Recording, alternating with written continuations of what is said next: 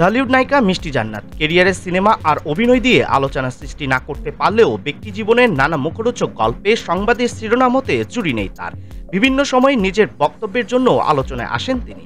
তবে এবার নাকি হত্যার হুমকি পেয়েছেন এই নায়িকা।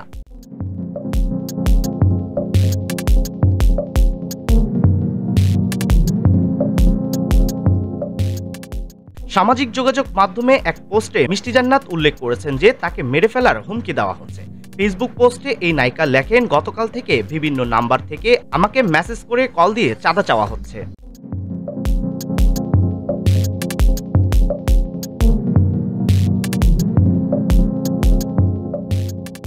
মেরে ফেলার হুমকিও দেওয়া হচ্ছে, আর ব্লক করে দিলে অন্য নাম্বার থেকে মিথ্যা মামলার হুমকি দেওয়া হচ্ছে। অভিনেত্রী সেই পোস্টে অনুরাগীরা মন্তব্য করে জানাচ্ছেন প্রতিবাদ। অনেকেই তাকে আইনের আশ্রয় নেওয়ার পরামর্শ দিচ্ছেন। 2014 সালে লাভ স্টেশন সিনেমার মাধ্যমে রূপালী পর্দার কেরিয়ার শুরু করেন মিষ্টি জান্নাত।